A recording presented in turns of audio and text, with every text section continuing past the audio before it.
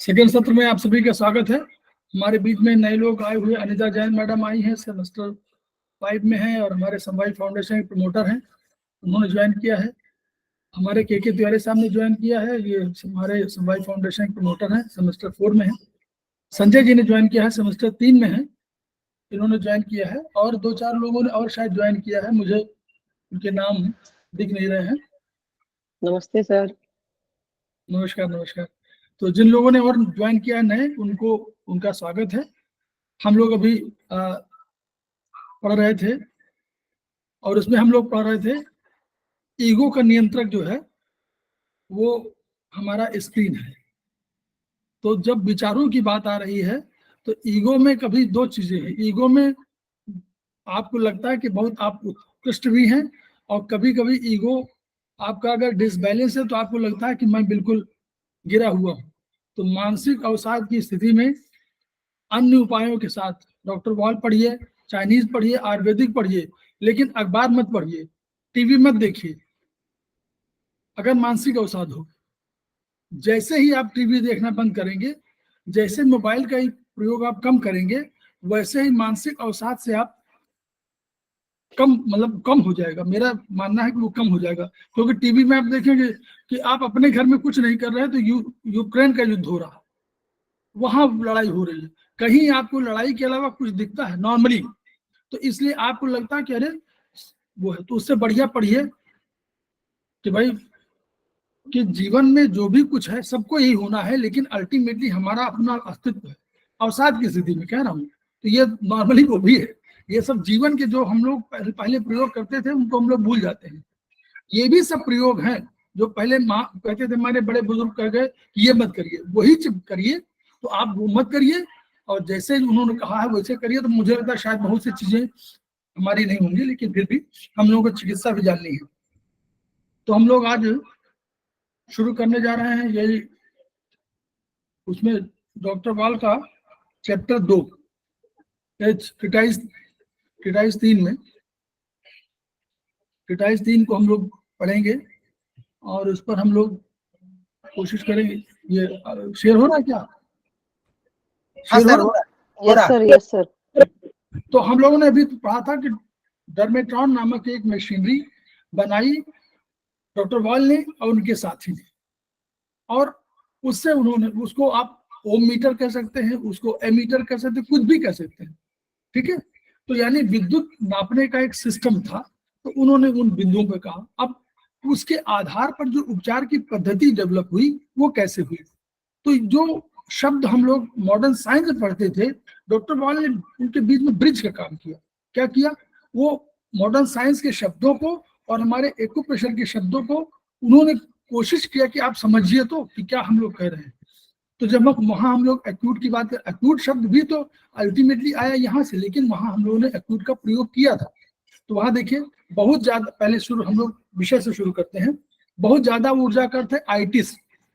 जब भी हम आइटिस की बात करते हैं, हम कह रहे हैं ना कि ऊर्जा अधिक है, तो जैसे अधिक की बात करते हैं वैसे आइटिस की बात आ जाती है।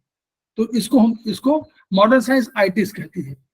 तो वो सूजन जलन दर्द को कहेगी, और कहे क्या, हम लोग कहेंगे अर्थराइटिस, स्पॉन्डिलाइटिस, स्टोमेटाइटिस मतलब मुंह में प्रॉब्लम हो गई हो, ग्लोसाइटिस यानी जीभ में कोई समस्या हो गई हो। तो ये जो आइटिस शब्द है यानी बहुत ऊर्जा अधिक आ गई है, ये एक्यूट कंडीशन की बात हम करते हैं। तो हम लोग समझना आइटिस यानी एक्यूट, जब भी आइटिस की बात है एक्यूट। इसमें अर्थराइटिस में दो चीजें हैं थोड़ा सा। अर्थराइटिस में कभी कभी ऊर्जा कमी होती है, तो ये थोड़ा सा अर्थराइटिस है। जब बहुत लंबी हो गई तो ऊर्जा कमी हो सकती है, तो वो अर्थराइटिस में थोड़ा बहुत कहीं परिवर्तन आ सकता है। सम्यक ऊर्जा के अभाव का अर्थ है ओस और यसिस। अगर ऊर्जा की कमी है तो उन्होंने कहा कि इसको ओस मानिए या सिस मानिए। अब वो उन्होंने उसको जैसे कहा पैरालिसिस, लिसिस, सिस आ गया ना, तो पैरालिसिस। न्यूरोसिस यानी कहीं ऊर्जा कमी हो गई। वेरिकोज वेन्स हम लोग देखते हैं कि पैरों में होती हैं, तो ऊपर जब पैरों में जाते हैं तो ऊपर एक ऐसे इस तरह के बने होते हैं, हम दरवाजे कह सकते हैं उनको। हम वो दरवाजे बने होते हैं, उनका अर्थ ये होता है कि नीचे से जो जा रही है तो वो ऊपर से रक्त लौट ना पाए, लेकिन कभी कभी हमारी जो हम चलते नहीं हैं, हम दौड़ते नहीं हैं, हम पैरों की एक्सरसाइज नहीं करते हैं, हम जो एक्सरसाइज ना करने से क्या होता है कि मसल्स हमारी वीक होती रहती हैं। तो मसल्स का स्ट्रेच एक्सरसाइज अगर नहीं करते हैं, यानी मसल्स को अगर पैर को पंजे को हिलाते हैं या पंजे को आप स्ट्रेच रखते हैं, तो स्ट्रेच एक्सरसाइज में क्या होता है, मसल्स हमारी मजबूत रहती है। तो अगर ये मसल्स कमजोर होने लगी तो ब्रेक हो जाएंगी और वो वेरिकोज वेन्स के रूप में आएगी। तो अब देखिए हम लोग पढ़ते हैं सिस के रूप में क्या है। सिस और आइटिस, ये प्रश्न आता है हम लोगों के अभी जो अब हम लोग करना शुरू करेंगे जब सेमेस्टर 3 में सारे लोग अपना असाइनमेंट शुरू करेंगे, तो उसमें एक बहुत बड़ा क्वेश्चन है कि सिस और आइटिस की बताइए डिफरेंशिएशन। तो वो देखिए यही है, फाइब्रोसिस सिस है यानी ऊर्जा कम है, इन्फ्लेमेशन यानी पहला इन्फ्लेमेशन यानी कैसे आया है, तुरंत आया है, तो तुरंत एक्यूट के रूप में आया है। फिर कॉन्ट्रैक्शन सिकुड़न, वही हम बता रहे थे ना कि कॉन्ट्रैक्शन है। कॉन्ट्रैक्शन माने सारी कोई एनर्जी आके सिकुड़ गई है, पूंजीभूत हो गई है। एक्सपेंशन माने फैलाव, यांग की नेचर है एक्सपेंशन। एक्सपेंशन माने किसका नेचर है, यांग का, और कॉन्ट्रैक्शन किसका है, इनका। इनका नेचर, यांग का नेचर। ऐसे हम लोग वहां जैसे अभी बताया था एक चैप्टर में निरंजन जी ने कि इसको जब भी यांग की बात करें तो हम लोग गर्मी की बात करें। यांग माने गर्मी और सर्दी, सर्दी माने इन। तो वैसे इनहिबिशन, विरोध, कोई चीज रुक रही है तो सिस, और स्टिमुलेशन आगे बढ़ रही है, तेजी से हो रही है तो स्टिमुलेट कर रही बात। पैरासिम्पैथिक यानी रोक रही है किसी चीज को, किसी क्रिया को रोकना नॉर्मल में। सिंपैथिक नहीं, अभी परेशानी आई है तो बढ़ाओ, अपने कार्य को बढ़ाओ। सोमैटिक, दैहिक, सोमैटिक माने पूरे शरीर में, वेसरल माने शरीर के अंदर कोई ऑर्गन में प्रभावित हो रहा है तो वो अंग। तो इसको आइटिस और सिस के रूप में उन्होंने डिफरेंशिएट किया। ब्रेन, ब्रेन हमारा, ब्रेन में कोई प्रॉब्लम होगी तो सिस के रूप में होगी, बाद में पहुंचेगी। स्पाइनल कॉर्ड हमारी क्या है, उस रूप में पहले सूचना देती है, क्योंकि जितने भी हमारे ऊर्जा है, हम लोग चाइनीज में पढ़ रहे हैं अगर, तो चाइनीज की जितनी भी ऊर्जा है, चाहे विंड से लेकर के आप हॉटनेस, हॉट, फिर उसके बाद आप उसके अर्थ की जो भी है, तो उसके बाद आप में जाएगी, वाटर में जाएंगे, आप मेटल में जाएंगे। इनकी जितनी जितनी ऊर्जाएं हैं, यही ऊर्जाएं अगर कम ज्यादा होंगी तो हम क्या है, हम बैलेंस करते हैं। होम्योस्टैसिस का सिद्धांत, हम बैलेंस करने की कोशिश करते हैं। बैलेंस नहीं हो पाता तो हमारी ऊर्जा कम या ज्यादा। तो जितने भी हैं, तो स्पाइनल कॉर्ड सबसे पहली सूचना लेती है, सबसे पहले सारे जो वेदर की कंडीशंस को झेलती है सबसे पहले स्पाइनल कॉर्ड। तो ये आइटिस के रूप में हुआ। बेसिक, क्षार, एसिडिक, तेज करना, तो एसिडिक माने हॉट आइटिस। हीट, गर्म, ठंडा, ठंडा माने सिस। कारण क्या है, कारण वो होगा, लेकिन सिम्टम दिखेंगे इसमें, फंक्शनल ये दिखेंगे, वो स्ट्रक्चरल है, तो वो आपका कॉज है। कारण वही है, मूल कारण वही है, लेकिन सिम्टम में रूप में दिखेगा हमारा आइटिस के रूप में। स्टेसिस, रुकावट हो गई है, रुकावट हो गई है, स्टेसिस को, ब्लड की रुकावट, किसी सर्कुलेशन माने तेज से बढ़ रहा है, तो उसमें कोई दिक्कत नहीं। सलाइवा, सलाइवा इंटेस्टाइनल जूस ये क्षारी वाले हैं, क्योंकि इसमें जो है या तो न्यूट्रल है या कम एसिडिक है। और गैस्ट्रिक जूसेस पीएच उसका 1.2 है, तो वो गैस्ट्रिक जूसेस जो है उसको हम लोगों ने आइटिस का। लार, आंतों के स्राव कम, बेसिक एल्कलाइन अधिक है, आमाशय के स्राव वही गैस्ट्रिक जूस है। पैंक्रियाटिक जूस, ये भी जो आप देखते होंगे क्षारी है। और ये बाइल जूस को इन्होंने उसमें रखा हुआ है, उसमें कुछ पिगमेंट्स होते हैं उसकी वजह से। आग्नेयाशय के स्राव जो है पैंक्रियाटिक जूस है, और ये पित्त है बाइल वही वाला, उसी को हिंदी में, उसी का हिंदी है। अब यही है जो जन्मा है मृत्यु की तरफ क्रमिक बढ़ता जाता है। ये थ्योरी हमारी नहीं है, ये थ्योरी पूरे संसार की है। लेकिन हाँ, शुरू में हम लोग कहते हैं तो कि जो जन्म ले रहा है, क्यों, क्योंकि वो पदार्थ है, वो वस्तु है, तो वस्तु है, पदार्थ है। तो जब अगर वो द्रव्य के रूप में है, आयुर्वेदिक के विशेष शब्दों में द्रव्य के रूप में है, अगर द्रव्य है तो जन्म लेगा तो मरण निश्चित है। चीनी एक्यूपेंचर में जब शरीर की सोने, अब ये कहाँ से लिया गया कि सोने की सुई गोल्ड निडल डालते थे, क्यों, अब बढ़ाना होता था, ऊर्जा बढ़ाने के लिए वो गोल्ड निडल डालते थे, तो वो क्या करती थी, वो ऊर्जा बढ़ा देती थी। और अगर घटाना होता तो चांदी की सुई डाल देते थे, तो इसको हम लोग अब यूज नहीं करते हैं, हम केवल ये यूज करते हैं, क्या यूज करते हैं हम लोग क्या यूज करते हैं बढ़ाने घटाने के लिए, कोई बताएगा? सेमेस्टर 4 को छोड़ करके कोई बताना चाहे, हम लोग क्या करते हैं बढ़ाने घटाने के लिए? नहीं, ऊर्जा कैसे बढ़ाते हैं हम लोग? चलिए हम सर बताते मैग्नेट से, हैं। मैग्नेट से ऊर्जा बढ़ाते हैं सर। अनिता मैम आप 5वें में है, चौथे सर में कोई जवाब नहीं दे रहा था तो मैंने दे दिया। नहीं नहीं जवाब नहीं देने, वो नहीं को जवाब देना, कोई ऐसा मत कीजिए। ओके ऐसा है, sir, okay, sorry sir. White magnet हम जब दिखाते हैं, हम ऊपर व्हाइट मैग्नेट हमारा दिखता, हमारा जो कलर हम पहनते हैं, कपड़ा मैंने पहना हुआ तो जो पहना दिख रहा है वही मुझे दिख रहा है ना, वही आपको भी दिख रहा है। तो हम अंदर की बात ना करें, बाहर जो दिखता है उसकी बात करें। तो बाहर अगर व्हाइट दिख रहा है तो हम टोन कर रहे हैं, और बाहर अगर पीला दिख रहा है तो हम सिलेक्ट कर रहे हैं, बस। ठीक, अब आइए चीनी एक्यूपंक्चर में अनुमान के आधार पर, वर्चुअली जो हमारा टीसीएम था वो अनुमान के आधार पर था, और उसके लिए हम लोगों ने कोई सिस्टम भी निकाला कि भाई हम एक बहुत एक्यूरेट भले न कहें, लेकिन हमने निकाला कि भाई हम अपने हाथों की उंगली से देखेंगे, पूरे एनर्जी को नापेंगे, सिम्टम देखेंगे, इनके आधार पर हमने ऊर्जा को उपचार किया था। अब डॉक्टर वाल की नेचुरली महानता है, उन्होंने एक डर्मेटॉन मशीनरी बना दिया। उन्होंने कहा कि नहीं, हम वास्तविक ऊर्जा को ऑर्गन की नाप लेंगे और उसका एक कैलकुलेशन है, उस कैलकुलेशन पे कर देंगे। तो उससे हाँ, इस मशीन की सहायता से हम जान सकते हैं कि इस ऑर्गन में ऊर्जा कम है अधिक है, हम तदनुसार उसको यूज कर सकते हैं।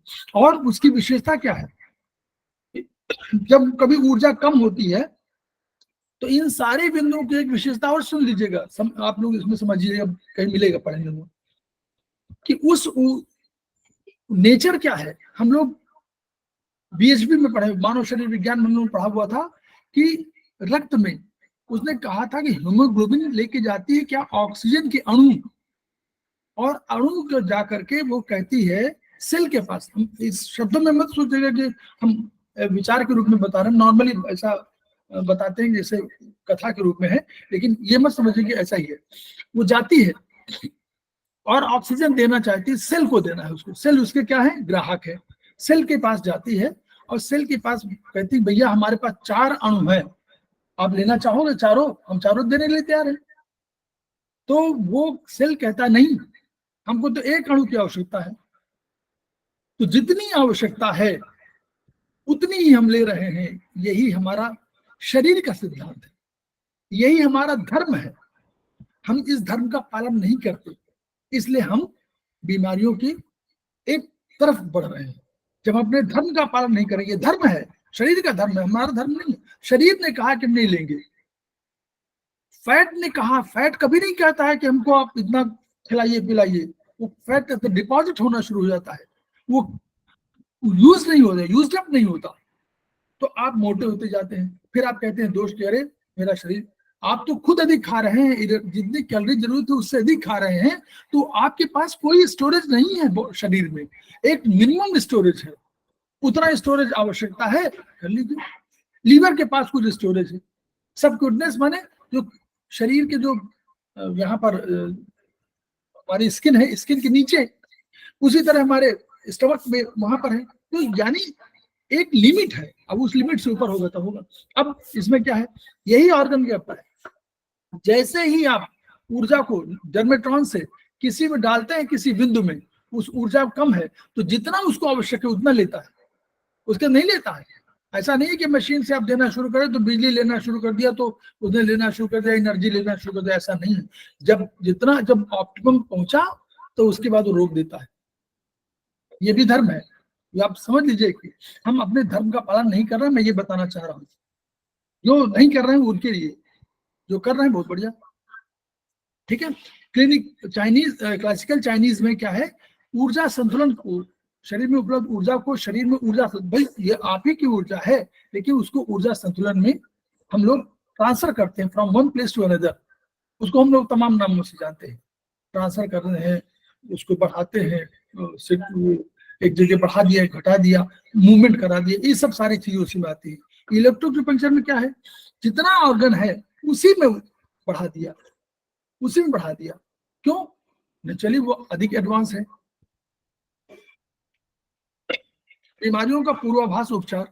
अब कोई भी, हम लोग साइंस में जिन्होंने पढ़ा है या 8वें 10वें तक सभी लोग साइंस पढ़ते हैं, साइंस में भाषा में कहा गया कि जब भी कोई कार्रवाई होगी तो कोई एनर्जी क्रिएट होगी, कोई प्रोडक्ट क्रिएट होगा, कोई रिएक्शन के फलस्वरूप कोई भी प्रोडक्ट बनेगा और 1 2 4 उसके वेस्ट प्रोडक्ट बनेंगे और कुछ जो है उसका बाई प्रोडक्ट बनेगा। 3 है, product main, by product secondary और टर्शरी जो है वो वेस्ट प्रोडक्ट बनेगा। और कभी आप देखिएगा तो जितना प्रोडक्ट बनेगा उससे अधिक बनेगा बाई प्रोडक्ट और उससे अधिक बनेगा वेस्ट प्रोडक्ट। वेस्ट हमेशा अधिक बनता है क्योंकि कम, ये सिस्टम है पूरा साइंटिफिक सिस्टम है।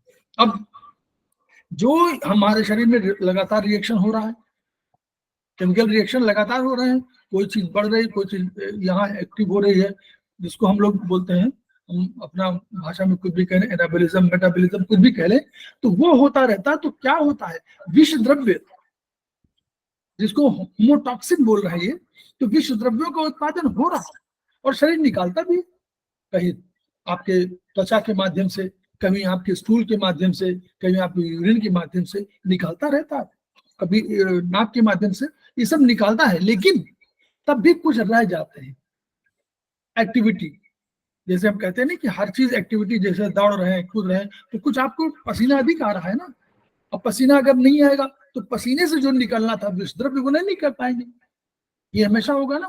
तो इसीलिए अब ये विष द्रव्य रहेंगे शरीर में तो करेंगे क्या? सेल हमारा छोटा सा है, उस सेल के चारों, सेल से बना हुआ शरीर है तो सेल ही तो मालिक है, सेल एक मालिक है, उसके अंदर बैठा हुआ मालिक का मालिक वो कौन है? वो हमारे न्यूक्लियस है। अब इस शरीर न्यूक्लियस की आज्ञा से काम हो रहा है। अब इस शरीर के चारों तरफ अगर अंदर बाहर दोनों तरफ विष द्रव्य हो जाए और उसको काम न करने तो क्या होगा?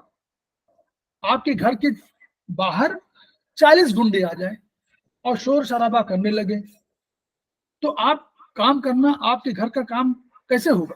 काम करना, या तो आप खाना बनाना बंद कर देंगे या सोचने लगेंगे, कुछ तो काम होगा, मतलब काम नहीं होगा। जो काम आप फंक्शन पढ़ने काम था पढ़ नहीं पाएंगे, तो सारे काम। तो ऐसे ही सेल क्या है, बेचारे वो डिजेनरेट होने लगते हैं और वो बीमारियों से, भाई डिजेनरेशन मतलब क्या हुआ कि अपना काम नहीं कर पा रहे। उनका काम क्या है? तिवारी जी के शब्दों में बोले कि माइटोकॉन्ड्रिया काम है तो एनर्जी बनाना, एनर्जी नहीं बनाएंगे तो आगे काम ही नहीं करेंगे। तो एनर्जी बनाने का काम क्या है कि खाना बनाना। अगर खाना नहीं बनेगा तो आप भोजन नहीं करेंगे, तो भूखे रहेंगे तो आप काम ही नहीं कर पाएंगे, आप लड़ भी नहीं पाएंगे, आप बोल भी नहीं पाएंगे, आप कहेंगे मैं तो लेटने जा रहा हूँ, मुझे नींद आ रही, क्योंकि एनर्जी नहीं है ना। तो वही चीज वहां पे है, डिजेनरेशन, ये डिजेनरेशन। अब उन्होंने कहा कि ये विष द्रव्य का फेज कौन सा है, कई फेज हो सकता है। तो उन्होंने कहा कि ये जो है हमारा जो पैथोलॉजिकल वो होता है, टेस्ट होते हैं, ये बहुत बाद की होती है। पहले तो शरीर में परिवर्तन हो चुका होता है और ये परिवर्तन हमको जब मालूम पड़ता है जब हम टेस्ट कराने जाते हैं। तो टेस्ट कराने का स्टेज पहली स्टेज नहीं है, ये सेकेंडरी हो सकती है या टर्शरी हो सकती है, मतलब दूसरी स्टेज हो सकती है। तो यानी उनका कहना है कि इसमें कि जो हम पैथोलॉजिकल टेस्ट कराते हैं ये हमारी पहली स्टेज नहीं है, शरीर में तो पहले हो चुका। जैसे हम लोग सामान्य भाषा में जानते हैं कि सर्दी है, आपने कंबल ओढ़ा था, कंबल आपने उसको बाय द वे किसी तरह से बाहर, शरीर से बाहर हो गया, सर्दी पड़ रही है। अब सर्दी पड़ रही है और जब सर्दी लग जाती है तो आपको रात में याद होता है झुरझुरी लगी है, तब तक सर्दी लग चुकी है। ऐसा नहीं कि सर्दी उस समय लग रही है, सर्दी तो लग चुकी, वो उसका आभास जब शरीर को होगा, ब्रेन को हुआ, तब समझ में आया कि सर्दी लगी है।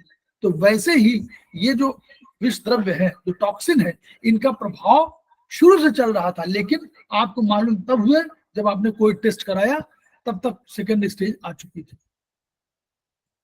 तो उसी को उन्होंने, हम लोगों ने कई वहां पढ़ाई थी, शरीर में कितनी अवस्थाएं, 4 अवस्थाएं, 6 अवस्थाएं। देखिए 6 अवस्थाएं यहाँ इन बीमारियों की अवस्था जो मॉडर्न साइंस के हिसाब से है। उन्होंने कहा कि पहले सेल्फ पॉइजनिंग प्रोसेस की 6 अलग अलग अवस्थाएं हैं। मतलब कह रहा है कि शरीर में बहुत से तत्व हैं जो अपने अंदर सेल्फ पॉइजनिंग मैंने खुद ही क्रिएट कर रहे हैं। उनकी क्या है? द्रवात्मक अवस्था, ह्यूमरल फेज। तो द्रव हमारे कहाँ पर है? द्रव तो हम लोग मानते हैं तरल हमारा जो है 60% तरल है। तो उसमें जो हम पढ़ रहे हैं कि 60% तरल के आसपास है या 55 है, तो 45 और हमारे और हैं। ये लगभग सब जगह की स्थिति है, ऐसा मत सोचिए केवल सेल सब जगह है। जो सेल और सेल के बाहर दोनों जगह जल है, तरल है, जल नहीं है तरल है। तो उसमें कहा ह्यूमरल फेज पहला, एक्सक्रीशन फेज है। तो एक्सक्रीशन फेज कहाँ शुरू हुआ? पहला हम लोगों ने देखा कि जो हमारा लिम्फ है, देखिए लिम्फ पहला एक्सक्रीशन माने लिम्फ जो है, लिम्फेटिक सिस्टम को हम लोग मान रहे हैं कि ये वर्चुअली क्या करता है, चीजों को जो आपका टॉक्सिन है उनको ले करके और शुद्धिकरण के लिए भेजता रहता है। यही प्रोसेस है ना। जैसे हमारे यहाँ क्या होता है, मॉडर्न हम समाज में जो कुछ भी ब्रह्मांड में है वो शरीर में है, ये मान के चलिए। यावंतो ही लोके मूर्तिमंतो भाव विशेषता तावंत है पुरुष। अब देखिए हम लोग क्या करते हैं, हम लोग अपने कूड़े को बाहर भेजते हैं, उसको रिसाइकलिंग होती है। रिसाइकलिंग माने शुद्धिकरण। रिसाइकलिंग माने क्या हुआ तिवारी जी बोलिए? शुद्ध करके कुछ दूसरी नई चीज बना देते हैं। चलिए, तो ये शुद्धिकरण हुआ। रिसाइकलिंग कौन हमारे कर रहा है? हार्ट कर रहा है। हार्ट ले जा रहा है, लंग्स को दे रहा है, और लंग्स उसको शुद्धिकरण करके भेज दे रहा है, यही तो कर रहा है। तो शुद्धिकरण की प्रोसेस लिम्फ डिजनरेशन मेरिडियन, ये हमारे इस एक मेरिडियन पे ही ये निष्कासन अवस्था एक्सक्रीशन फेज है। along with lungs, along with LI, along with kidney, ये सब along with स्किन, ये सब लिम्फ डिजनरेशन मेरिडियन के साथ ही काम फंक्शनल कर रहे हैं। ये निष्कासन एक्सक्रीशन फेज, कोई विष आया उसको बाहर भेज दिया कर रहे हैं। दूसरा, जब ये नहीं हुआ तब रिएक्शन फेज शुरू होता है। एलर्जी रिएक्ट करती है, शरीर रिएक्ट करता है, देखता है भाई पहले जैसे आपके यहाँ कोई आ जाएगा तो आप क्या करें, झगड़ा तो करेंगे भाई, कहेंगे भाई धोड़ो, हमारे सामने दरवाजे पे क्यों खड़े हुए हो 15 लोग, हम काम नहीं कर पा रहे हैं, ये करेंगे ना। This is reaction, this is allergy. आप नहीं चाहते हो कि वो आप आवे, उसको नहीं चाहते कि हमारे दरवाजे पे खड़ा रहे लगातार, तो this is reaction phase, allergy phase. Vascular, इसको वैस्कुलर डिजनरेशन, दोनों ये इस उसको मानिएगा, इसको हम लोग हमेशा भूल जाते हैं, एलर्जी हम लोग कह देते हैं एडी मेरिडियन को। तो एलर्जी ही नहीं है बल्कि वैस्कुलर डिजनरेशन मेरिडियन है। वैस्कुलर माने हमारा आर्टीरियल या वेनस जो भी है उसमें भी डिजनरेशन होता है, तो ये उसका रिएक्शन फेज है। तब भी नहीं हुआ, थर्ड फेज क्या हुआ? Deposition phase.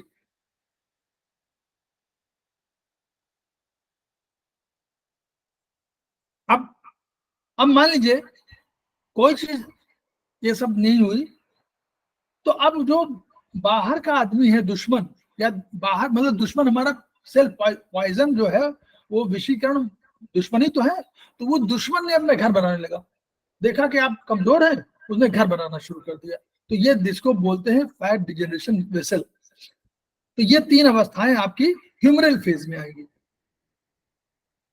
नेक्स्ट फेज क्या है?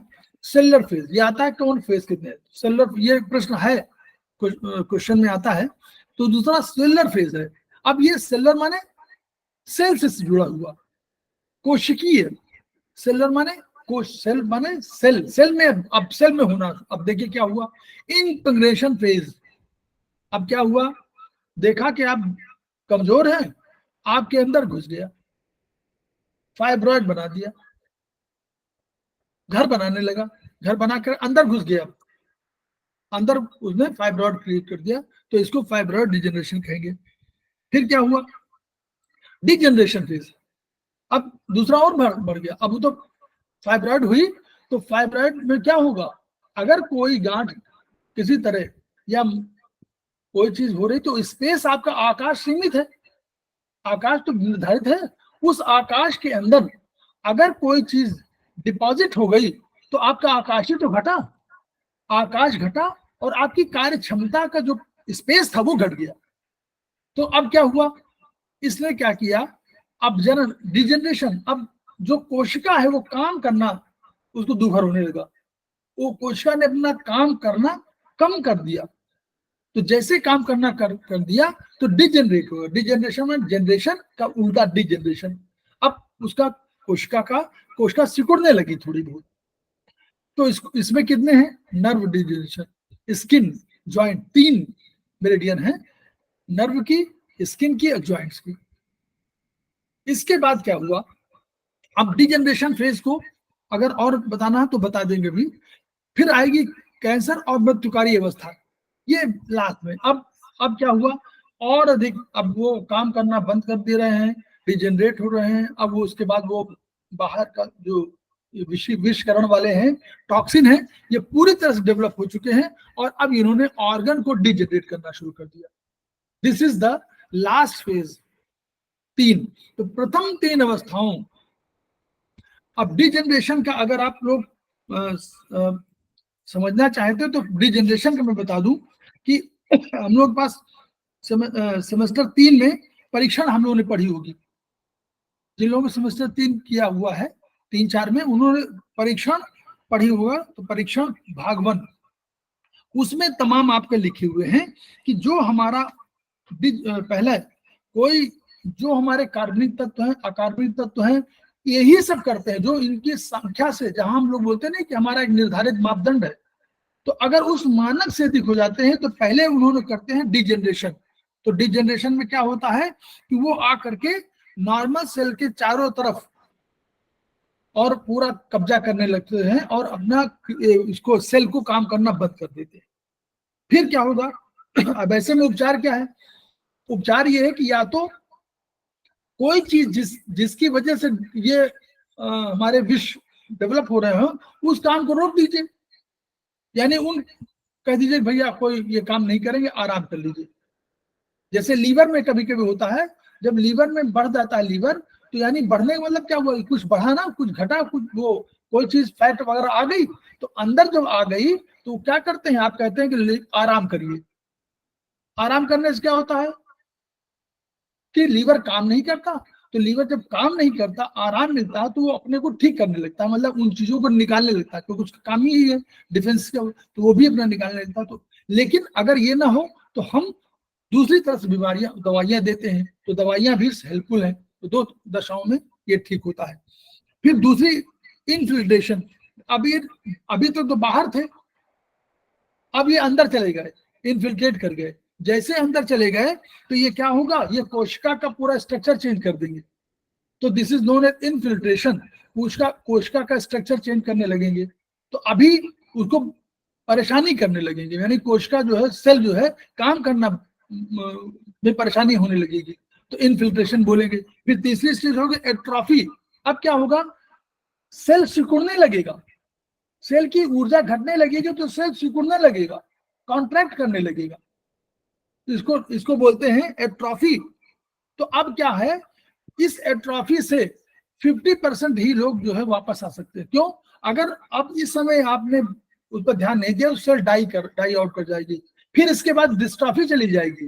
डिस्ट्रॉफी में और भी कोई सामान नहीं रह जाएगा फंक्शन करने का, और अंत में हो जाएगी नेक्रोसिस, यानी मृत्यु हो जाएगी।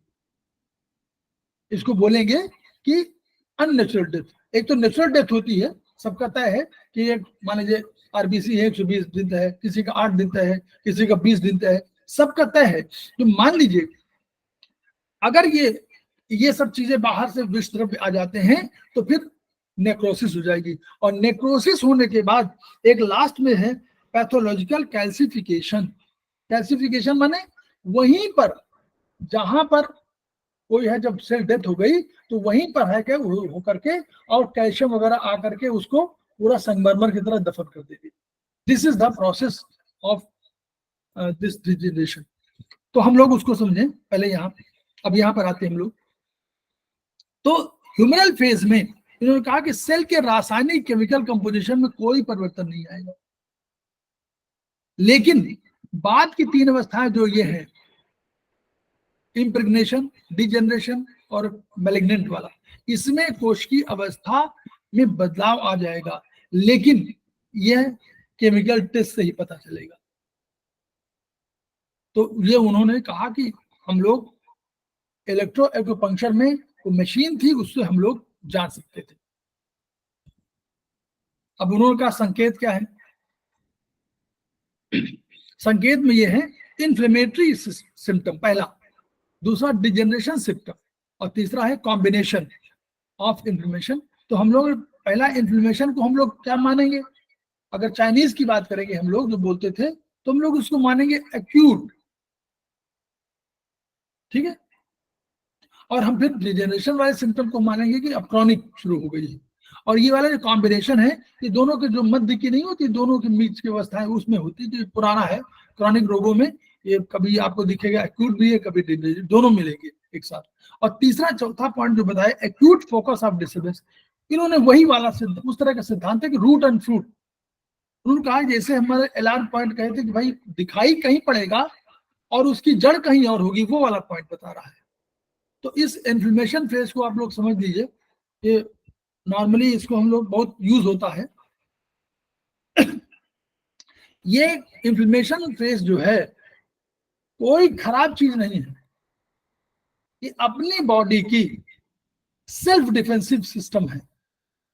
जैसे ही इसको इस तरह समझिए, जैसे ही कोई चाहे बाहरी विषद्रव्य चाहे आंतरिक विषद्रव्य कहीं पर आक्रमण करता है किसी सेल पर, वैसे ही सूचना जाती है हमारे द्वारपालों के माध्यम से, जिनको हम सेंसर बोलते हैं, ठीक है। हर जगह सेंसर है लगे हुए हैं, उनके नाम है, हर नाम हो सकते हैं। ये ब्रेन को सूचना देते हैं कि ऐसा हुआ है। तो ब्रेन के पास एक सिस्टम और है, और कौन सा सिस्टम है ब्रेन के साथ?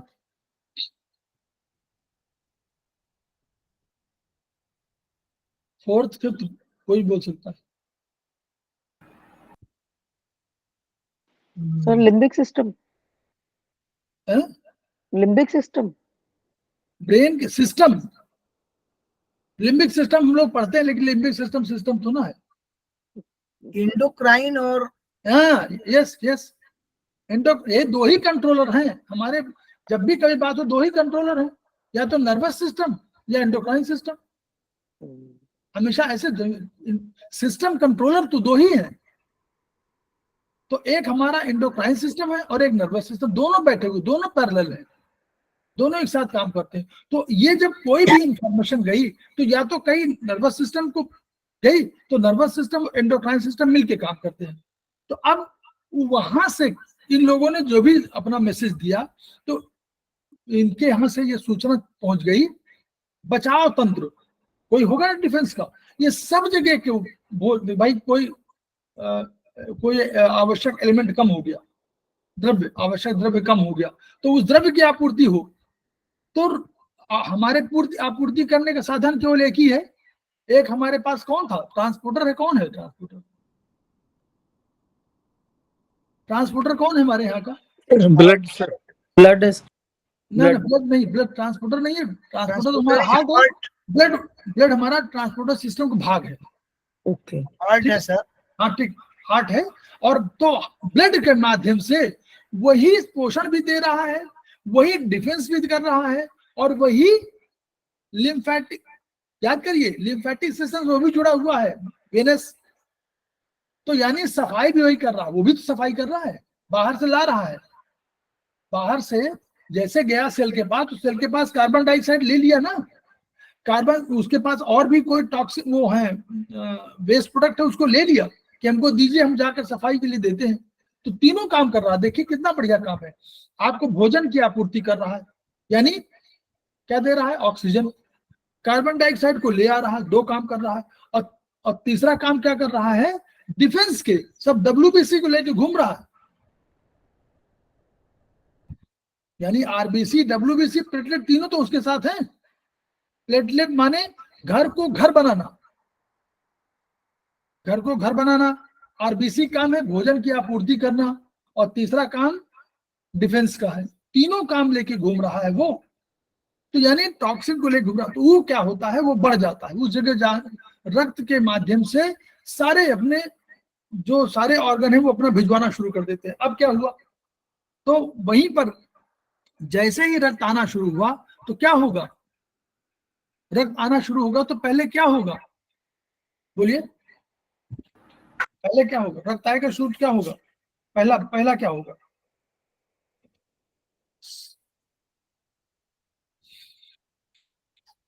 पहले पहले दर्द नहीं होगा, पहले क्या होगा? पहले वहां swelling, रेडनेस आई। पहले पहले वहां पर दो चीजें होगी, या तो वहां रेडनेस आई। रेडनेस क्यों आई? क्योंकि वहां पर पहला रेडनेस क्यों आई? कोई कारण? ब्लड का सर्कुलेशन बढ़ जाएगा Yes, वहाँ। पर ब्लड का सर्कुलेशन बढ़ गया तो रेडनेस आ गई, number 1 redness. Number two heat. रक्त माने चाइनीज में रक्त माने गर्मी है, हीट लेके गर्मी, आएगी। रक्त माने गर्मी। तो जब गर्मी बढ़ेगी तो जलन बढ़ेगी। और गर्मी का क्या है? गर्मी माने जब हीट, जो हीट का हमारे पास है ना, गर्मी माने हीट, चाइनीज में भी है और हम भी कहते हैं, हर जगह कहते हैं कि गर्मी माने हीट। तो गर्मी बढ़ी तो हीट बढ़ी तो जलन बढ़ी, जैसे हीट बढ़ी तो जलन बढ़ने लगी, तो रेडनेस आ गई, जलन हो गई। फिर स्वेलिंग, क्योंकि और अधिक जैसे आ गए तो आपकी सेल जो है स्वेलिंग आ गई, तो स्वेलिंग आ गई। और जब स्वेलिंग वगैरह सब आ गई तो क्या हुआ? दर्द शुरू हो गया। तो अगर कभी दर्द है तो हमारे और कंडीशन, जब हम बोलते हैं कि दर्द हो रहा है, यानी और 3 कंडीशन तो अपने साथ पैदा हो चुकी है।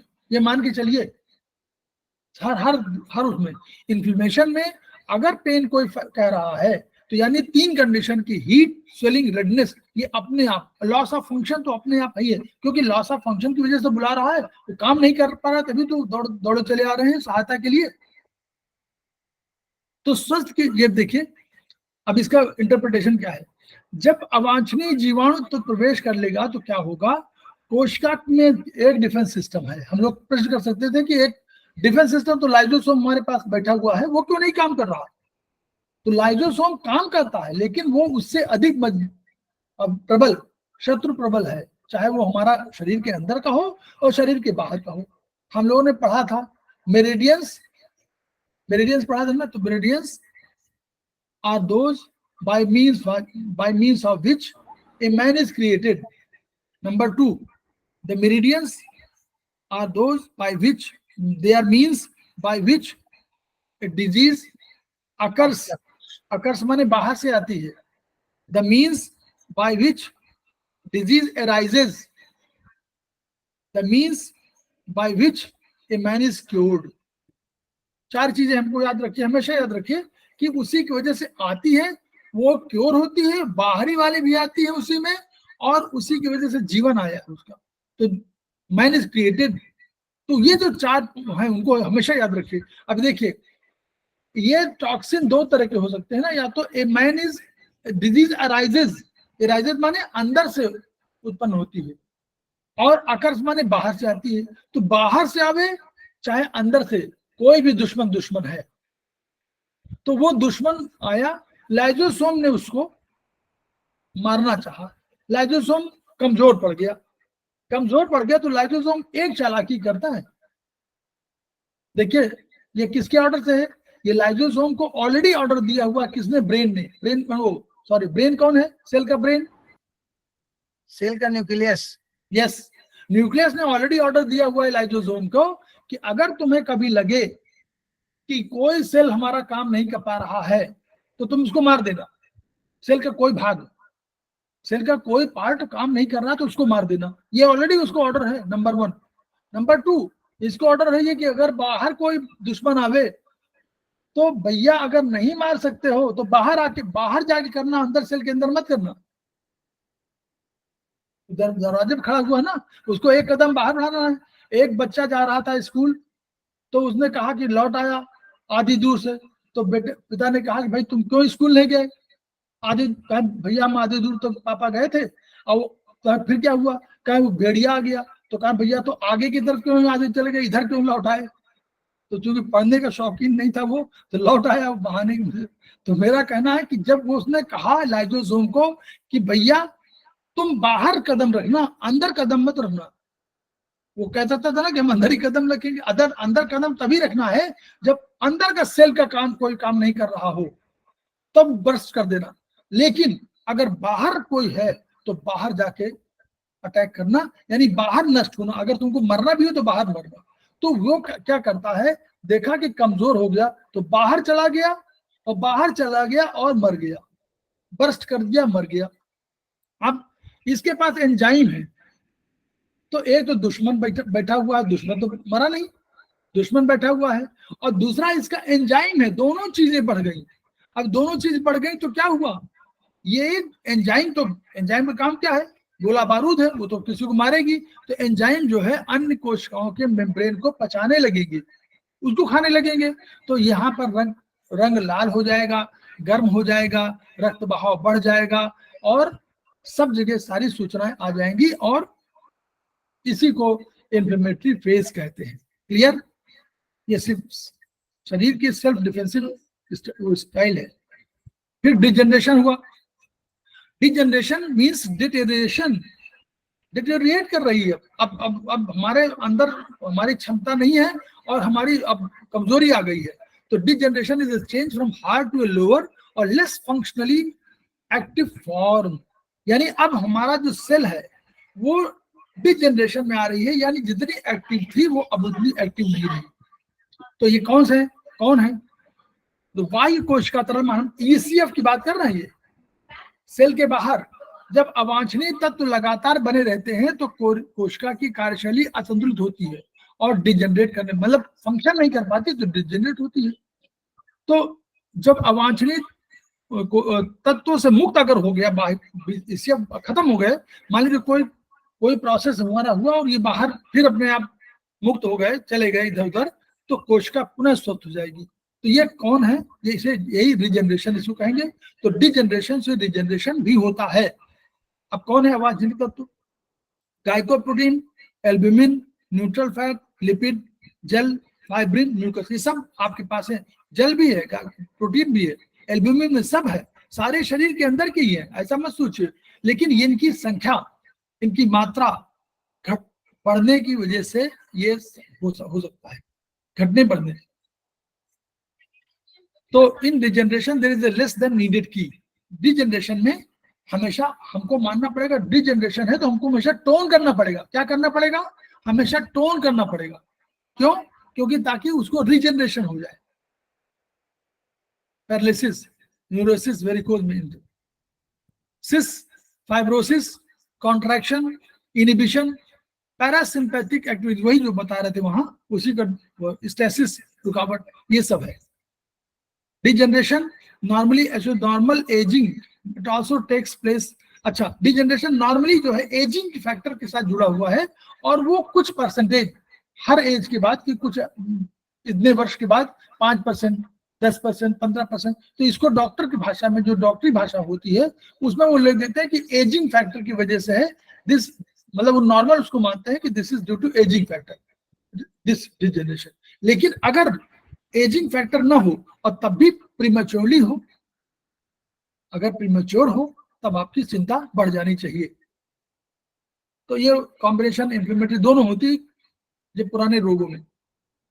अब foci of difference, focus of disturbance, वही उन्होंने कहा, जैसे हम लोग वहां चाइनीज में कह रहे थे कि रूट एंड फ्रूट, मतलब कहीं पर होता है, तो उनका जैसे इन्होंने एग्जाम्पल दिया कि कहीं पर दर्द है तो उसके पीछे जो ऑर्गन है वो भी हमको देखने चाहिए। इनको फोसाई बोलते हैं, फोकस ऑफ डिस्टर्बेंस। जैसे दांत दर्द है तो दांत का दर्द तो आपको है, दिखाई पड़ रहा है, दिस इज फ्रूट, लेकिन रूट कहीं और है, किसी ऑर्गन में है, किसी एंडोक्राइन ग्लैंड्स में है। तो वहां पर अगर हम करेंगे, दोनों का करना पड़ेगा, दांत का भी करिए और जहां पर ऑर्गन है उसको भी करिए। अगर केवल आप इस फोकस ऑफ डिस्टर्बेंस में करेंगे तो वहां पर नहीं होगा, बल्कि और फिर दोबारा फिक्स हो जाएगा, फिर दोबारा हो जाएगा। तो उन्होंने कहा कि हमारे पास तमाम है, क्या है? आईज है, ये देखिए हमारे बाद में आईज है, ईयर्स है, टॉन्सिल है, नोज है, टीथ है, जॉ है, लेरिंग्स है, फेरिंग्स है और सेफेगस है। इसमें टंग भी है। आप लोग टंग कहीं नहीं लिखा हुआ है, टंग भी मानिए, ठीक है? जहां टीथ जॉ लिखा है, जहां नो साइनस लिखा है, लेरिंग्स, फेरिंग्स और सेफेगस है। अगर टंग कहीं आ जाए तो टंग भी मान लिए, फोकस ऑफ वो है, ठीक है? मतलब आइज के साथ, आइज को तो आइज डायग्नोसिस, टंग डायग्नोसिस में है ना, टंग में भी बताया हुआ है, तो टंग को ही मान लीजिए। इसमें भले ना लिखा हो। अब इन्होंने लिखा कि जब बीमारी केवल एक भाग में प्रकट हो, अगर केवल राइट साइड में है तो इसको बोलेंगे वन साइडेड फोसाई, ठीक है। तो और अगर केवल वन साइडेड हो, बाएं और दाएं तरफ मान लीजिए हो, अगर केवल बाएं हो या दाहिने तरफ हो तो वर्टिकल होगी, क्योंकि नीचे से ऊपर होगी ना। तो हमारे यहाँ क्या होगा, एल्वियम, हम लोग जैसे बोलेंगे वर्टिकल मेरिडियन या एल्वियम, इसको अपने बार ट्रांसलेट करिए उसमें। वर्टिकल फोसाई के उपचार का अलग प्रोटोकॉल होगा, और हॉरिजॉन्टल कब होगा, हॉरिजॉन्टल मेरिडियन, यानी अगर आपके 4 नंबर पर, शरीर का जो नंबर मान लीजिए 4 है 5 है, उनमें केवल हो रही हो, बाएं दाएं दोनों में एक साथ हो रही हो, तो ये हॉरिजॉन्टल फोसाई होगी। Chronic burdening of focus of disturbance, जब बीमारी पुरानी हो जाती है तो इरिटेशन लगातार रहकर होता है। ईबीएम में इन्होंने कहा कि हमने प्रोटोकॉल्स तैयार किए हुए हैं,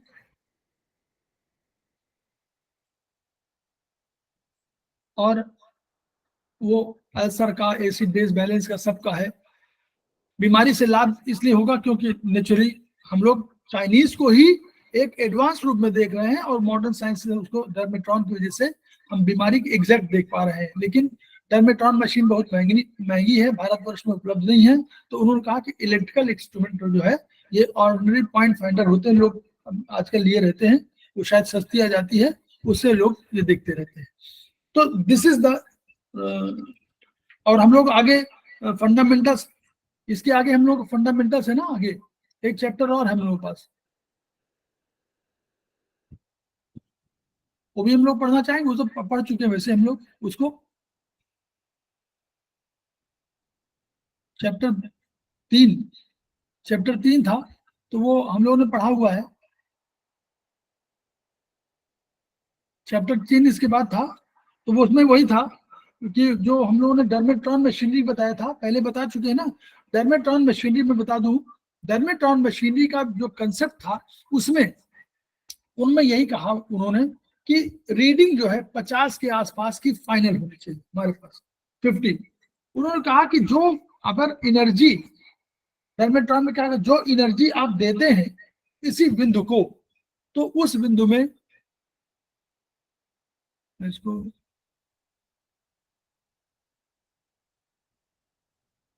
जिस बिंदु पे आप एनर्जी देना चाहते हैं, उस बिंदु पर एनर्जी तब तक लेता रहेगा जब तक कि उसकी एनर्जी ऑप्टिमम लेवल पर आ जाएगी। अगर ऑप्टिमम लेवल पहुंच गई तो एनर्जी लेना बंद कर देगा, ये आप मान के चलिए। 50 रीडिंग होगी तो आपकी बिल्कुल एनर्जी बढ़िया है, और 50 से कम होगी, 40 to 60 नॉर्मल मानी जाएगी। 60 से 65 में, अगर 60 से 65 है उस रीडिंग, तो एजिटेशन ऑफ द पॉइंट माना जाएगा, एजिटेट कर रही है पॉइंट। 65 से 75 होगा तो इरिटेशन माना जाएगा, और 75 से 85 है तो इन्फ्लेमेशन माना जाएगा, और 85 से 100 है तो हाई इन्फ्लेमेशन माना जाएगा, ठीक है। और 40 से 35 अगर होगा तो डिजेनरेशन माना जाएगा, और 35 से 25 है तो प्रोग्रेसिव डिजेनरेशन माना जाएगा, और 25 से कम है यानी माना जाएगा कि मैलिग्नेंसी की ओर बढ़ रहा है।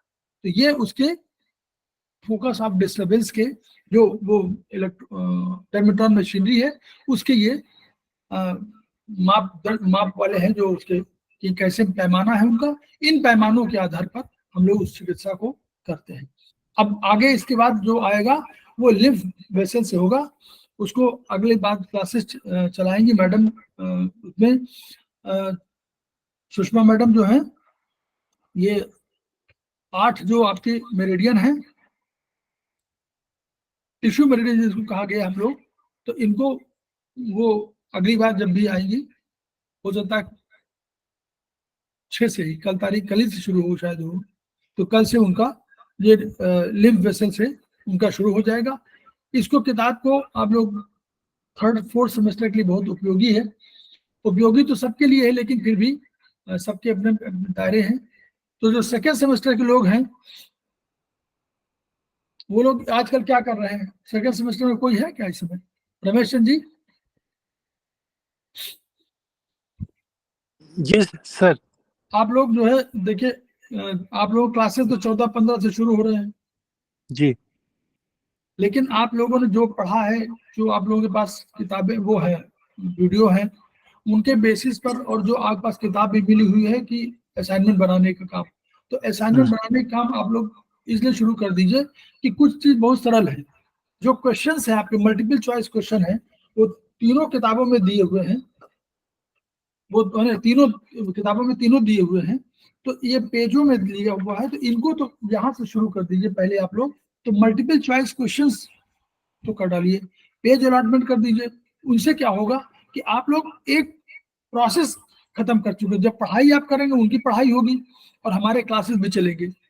तो जो कुछ क्लासेस आप लोग अटेंड करेंगे तो उसके आधार पर अगर कुछ आपको जानकारी मिल जाएगी तो उसका फायदा है, लेकिन अपना आप समय बढ़िया से बेहतर यूज कर पाएंगे अगर आप इस समय थोड़ा सा कुछ बना रखेंगे, क्योंकि तब वो जैसे इम्तहान जैसे खत्म हुआ तो जब वो नंबर मांग लेंगे कि हमको दीजिए, हमको दीजिए।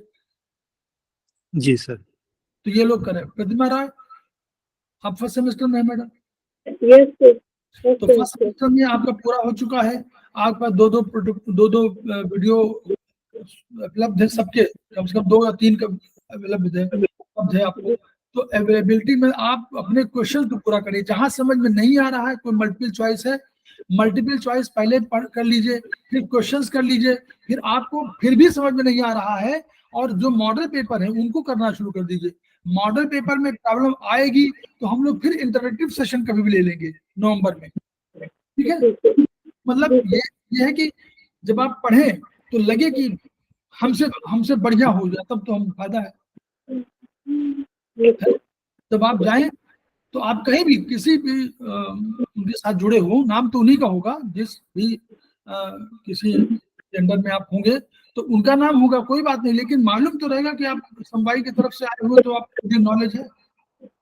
ये न रहे कि आप हम कहें कि वो कोई पूछे कि भाई चाइनीज में कौन सा द्रव्य है, तो हम लोग वो एलिमेंट है तो हम लोग द्रव्य बताना शुरू कर दें, और वो आयुर्वेद में पूछे तो हम लोग एलिमेंट बताना शुरू कर दें।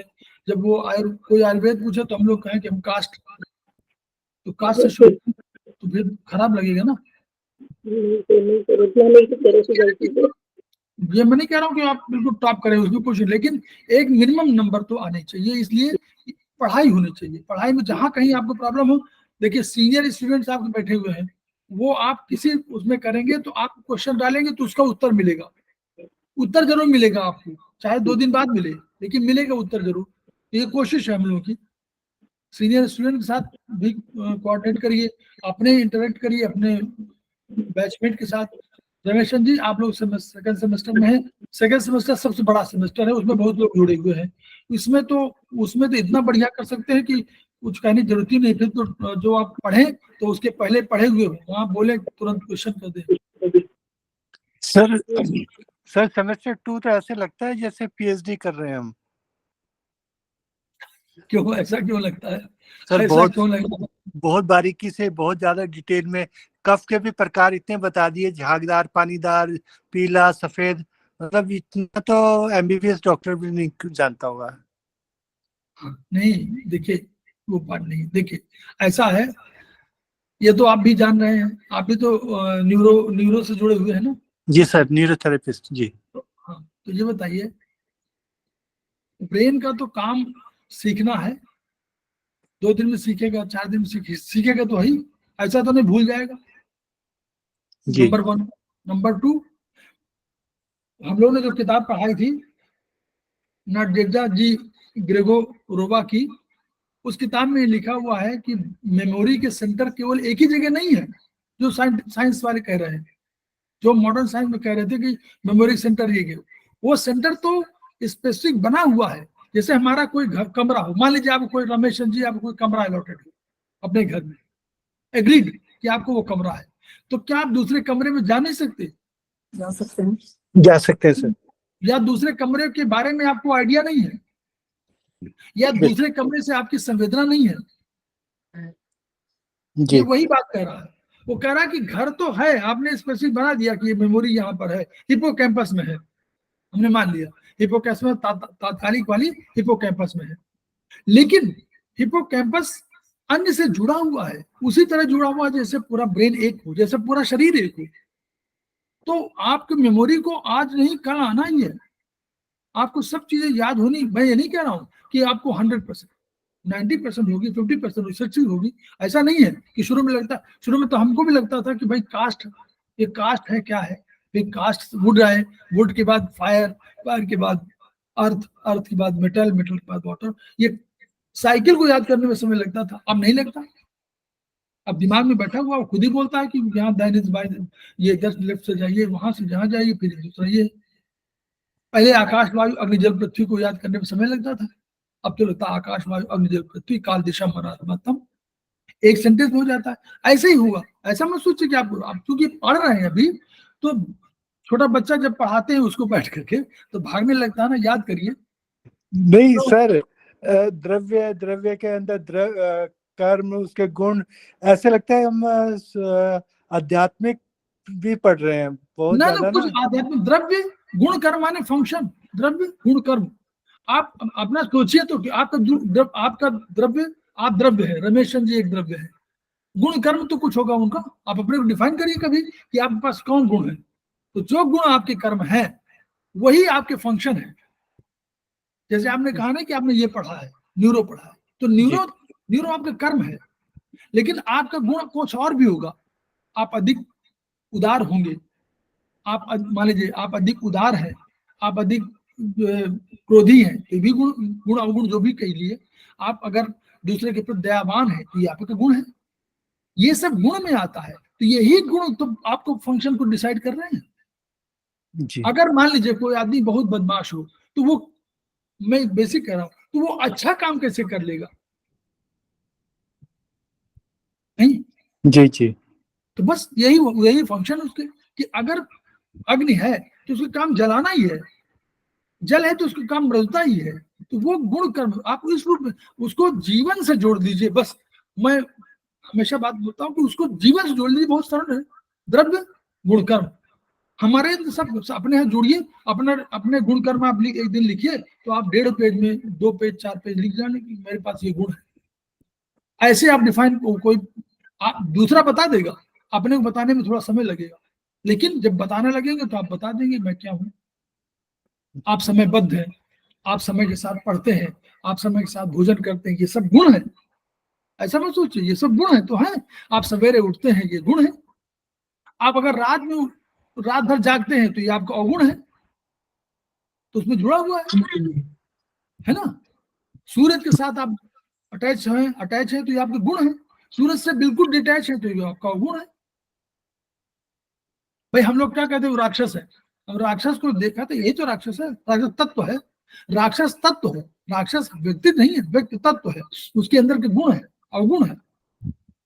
आप जाए और हर आदमी, जो आदमी रास्ते में मिले उसको सबको मारते पीटते चले जाए, तो आपका ये गुण है कि अवगुण है? अवगुण ये सर। हाँ अवगुण है, लेकिन है तो क्वालिटी डिसक्वालिटी में आएगा। तो इसी के साथ तो कर्म करेंगे, तो वो कहेंगे भाई वो तो मारने के लिए, उसको मारने का तो सुपारी उसको दे दो। सुपारी जो देने काम है, तो कौन सबको सुपारी तो देने आता नहीं। सुपारी देने का काम तो किसी उसको किलर को मिलता है जो वो मारता है, तो वही है। तो ऐसे ही मान समझिए वही गुण है, और उनको याद कर लेंगे कि इनसे हम ये चीजें उसकी हैं, तो हमको समझ में आ गया शरीर में ये काम ये करता है। जल का काम बांधना, अगर जल ना बांधे तो कोई चीज जो है आपको बाहर निकल, हम लोग पर तो एल्बुमिन लाएगा, उसको जल में घुलनशील बनाना है। क्यों? जल ही तो बांधेगा, जाके निकाल देगा। और जल ना बांधे तो बंधन काम नहीं होता। दूसरा पराभौतिक में जल ही प्रेम का सृष्टि करती है। उस प्रेम की जो माता पिता और जो है बहन भाई इन सब के बीच होता है, वही प्रेम है। वो प्रेम बंधन ना हो, जल का तत्व ना हो तो प्रेम ही नहीं होगा। तो ऐसे उसको अपने जीवन से जोड़िए, कहीं बाहर नहीं जाना है। और चूंकि भारतीय दर्शन में है, तो जीन्स में तो भारतीय दर्शन है। आप चाइना में होते तो मैं मानता कि चाइनीज दर्शन था, लेकिन भारतीय दर्शन में तो वो जीन्स है, लेकिन उन जीन्स को हम लोगों ने क्या किया है, उसको मेटामॉर्फोसिस क्या बोलते हैं लैंग्वेज में, कुछ चेंजेस, परिवर्तन होता रहता, वो परिवर्तित कर देते हैं लगातार। बस यही है, उसको परिवर्तित मत होने दीजिए, अभी तो हम लोग नहीं होने दे रहे हैं, तो उसको ठीक करिए, बस इतना है। तो प्रगति के साथ ऑर्थोपैथी हम लोग अभी कह रहे थे ना, क्वेश्चन आ रहा था इसमें, तमाम सेमेस्टर 2 में किसी ने दिया था, सेमेस्टर 1 में ऑर्थोपैथी किसी ने लिखा, ऑर्थोपैथी नहीं लिखा था किसी ने, ऑर्थोपैथी नहीं लिखा था प्रतिमा राय, सेमेस्टर 1 का प्रश्न था, है ना, ऑस्टियोपैथी था और कौन सा पैथी था, ऑर्थोपैथी भी लिखा हुआ था। तो आप सेमेस्टर आप टिटाइस 1 में पढ़िएगा, पहला दूसरा पेज नंबर 3 या 4 में ही लिखा हुआ, पहली लाइन लिखी ऑर्थोपैथी प्रगति साथ तादाद में स्थापित, उन्होंने माना, ये नहीं कह रहे कि वो शब्द का साइंटिफिक इंटरप्रिटेशन क्या होगा, लेकिन सर ने कहा कि ऑर्थोपैथी माने प्रगति के साथ तादाद में स्थापित। चलिए ठीक है, बहुत बहुत हम आप सबको आज के दिन के दिवस, शिक्षक दिवस की सबको बहुत बहुत बधाइयाँ, शुभकामनाएं। सभी लोग शिक्षक बने, सभी लोग पढ़ाएं, सभी लोग ज्ञान को ग्रहण करें, सभी लोग ज्ञान को बांटें, ज्ञान बांटने से बढ़ेगा, और आप सब लोग करें इसी। हैप्पी टीचर्स डे सभी को। सभी को जय जिनेंद्र। आप भी सेमेस्टर 1 में हैं, आप भी तैयार रहिए, सब बनाइए, आप लोग लिए पूरा तैयार हो चुका है, आप लोग तो पूरा असाइनमेंट बना दीजिए। सेमेस्टर 2 में तो आईटी थोड़ा सा पड़ा हुआ है, बस और सब पूरा है, तो आप लोग पूरा तैयार कर लीजिए, जब तक वो लोग पढ़ावे तब तक आप लोग ये करिए कि हमने पढ़ लिया। हाँ बताइए सर। सर हमको भी थोड़ा 5th में का गाइड कीजिए ना सर। 5th में ऐसा है मैडम, 3rd पूरा हो जाने दीजिए, तो ये सितंबर पूरा हो जाएगा, अक्टूबर में हम कोशिश करेंगे, हम ऐसा एडजस्ट करेंगे कि हम 5 भी ले लेंगे, 4 5 6। सर तब तक तो सेंड करने की बारी आ जाएगी सर, वो जो हमारा प्रोजेक्ट है वो। अच्छा, तो प्रोजेक्ट बनाने के लिए वो सजेशन तो कभी आप ले लीजिए, वो तो कोई जरूरत हो ना किसी मीटिंग में, वो तो आप बात कर सकती है, वो बनाइए सर। उसमें केस हिस्ट्री बनानी है ना सर उसमें एक्चुअल में। अगर आपने केस हिस्ट्री बना सकती है अपना खुद का तो बहुत बढ़िया, उसी पे लिखिए, और नहीं कर सकती है ज्ञान की, देखिए अगर ट्रीटमेंट में कोई आपके पास नहीं है, ऐसा कोई पेशेंट है जिसपे आप लिख सकती हैं, लिखना चाहती हैं या नहीं लिख पा रही हैं, तो आप ज्ञान के लिए ज्ञान की खोज में जाइए, तो बढ़िया बनाइए। जिसका सर जैसे 2-3 पेशेंट है जिनका मैंने सर्वाइकल का ट्रीटमेंट किया है, बैग, अरे तो बना डालिए सर्वाइकल का। और सर घुटने के दर्द का 2 जनों का किया, 2-3 जनों का किया। तो एक ही बनाएंगे प्रोटोकॉल में, एक ही जी सर। तो उनमें बनाइए, तो वही स्पाइन का बना लीजिए, खत्म। सर उसमें स्पाइन की डिटेल लिखनी पड़ेगी क्या, वर्टिब्रास की भी डिटेल लिखनी पड़ेगी उसमें? हाँ थोड़ा सा लिखिए, पहले तो एक्यूप्रेशर में लिखिए, नंबर 1 पहले एक्यूप्रेशर लिखिए कि एक्यूप्रेशर या किसी चिकित्सा की आवश्यकता क्यों है, नंबर 1 जो मेरे हिसाब से। नंबर 2 उसमें वाई एक्यूप्रेशर, फिर एक्यूप्रेशर की उसी में विशेषताएं आ जाएगी कि एक्यूप्रेशर की विशेषता, तो उसमें चाइनीज है, थोड़ा सा लिख दीजिए, थोड़ा सब लिखिए, चाइनीज टीसीएम, डॉक्टर वॉल, फिर वो प्रोफेसर पारजेवू, फिर चाइनीज वो आयुर्वेदिक एक्यूप्रेशर। तो ये थोड़ा सा जब जिस देंगे तब कहेंगे कि आप आयुर्वेद हमारे सारे एक्यूप्रेशर में वाइएनएम भी 2 लाइन लिख दीजिए कि वाइएनएम भी करते हैं हम लोग, 3 पॉइंट पर करते हैं। तो इतना जब लिख देंगे 2-3 पेज में इसको लिख दीजिए, तो इससे क्या होगा, आपको समझ में आ जाएगा कि आपने ये चीज बनाई, एक्यूप्रेशर इसलिए आवश्यक है। फिर जब ये कर लें तब आप लिखें नेक्स्ट पॉइंट कि आपका जो उपचार, कहते आप रीढ़ की हड्डी वो स्पाइन करना चाहते हैं, तो आप लिखिए कि स्पाइन क्या है। स्पाइन सेंट्रल नर्वस सिस्टम का एक पार्ट है, तो उसमें ब्रेन है, उसमें वो है, फिर ब्रेन का हल्के से 3-4 लाइनें लिखिए, कोई अधिक नहीं, कि मेनिंजेस वहां होती है, वो ब्रेन में एक बाहर से उसको कवरिंग होती है, यहाँ करके फिर वही चीज आप उतार दीजिए इसमें कि वहां भी जो एक होल है, जिस होल के माध्यम जहाँ पर हम लोग बोले थे ना उसको कि दोनों के बीच में उतारने के लिए एक होल है, उसके बोलेंगे हम, यहाँ पर नीचे उतरेगा और फिर उतरने के बाद वो बनाएगा। तो स्पाइनल कॉर्ड, फिर स्पाइनल कॉर्ड के बारे में थोड़ा लिख दीजिए, और फिर बताइए ट्रीटमेंट वाला कि बीमारियां क्या क्या हो सकती हैं, बीमारियों की संख्या तो आपको। अच्छा, और बीमारियां भी ज्यादा लिखनी पड़ेंगी सर उससे रिलेटेड? हाँ लिख दीजिए कि 50 बीमारियां होती है, 50 बीमारियां ये है, लेकिन हम इस पर ट्रीटमेंट कर विशेष एम्फेसिस इस पे दे रहे हैं। ये बीमारी अगर 2-3 बताना चाहते तो बताइए, नहीं तो अपने वाले डिटेल कर दीजिए, फिर उधर उपचार। सर ये तो थोड़ा डिफिकल्ट सा लग रहा है सर मुझे। बहुत सरल है। आपने बताया डिफिकल्ट है ना, आप जब लिखेंगे तो आपका दिमाग काम करेगा, आपका दिमाग जी। उससे तेज होगा तो आप तेजी से और तेजी से निकलेंगे। हाँ नहीं, वो तो खैर सही सही है सर। वो केवल बताने में ऐसा लगता है, ऐसा है लिखने, देखिए लिखने में समय तो लगेगा, इसमें कुछ भाई प्रोजेक्ट है तो वहां आप कितने दिन बनाती थी क्या असाइनमेंट? सर? असाइनमेंट असाइनमेंट में भी सर दिन तो लगता ही था, 8-10 कितने दिन। दिन लगते थे? 8-10 दिन। तो तो क्या 10 दिन में बन नहीं पाएगा ये प्रोजेक्ट एक? नहीं, वो भी बन तो जाएगा सर, बन तो जाएगा, प्रोजेक्ट बट वो पैटर्न नहीं पता लग रहा एक्चुअल में सर। हमने बताया तो आपको, पैटर्न जी पूरा जी बताया। जी जी। आप उसी पर जहां लिख के आप भेजिए कि ये आपने बताया है, हम कहीं करेक्शन कर देंगे कि ये नहीं, इसमें और लिख दीजिए। मैं तो ऐसे बनाता हूँ, वो लोग दूसरी तरफ बताते हैं। वो कहते हैं पहले लिखिए कि वो जैसे रिपोर्टिंग नहीं होती है कि वहां आग लग गई, फिर बोलेंगे विश्व सूत्र से मालूम हुआ कि आग के कारण ये है। हम कहते हैं ना, पहला प्रस्तावना, वाई वाई ट्रीटमेंट, क्यों ट्रीटमेंट चाहिए? जब तक आप स्वस्थ रहेंगे तभी तो आप कुछ काम कर पाएंगे।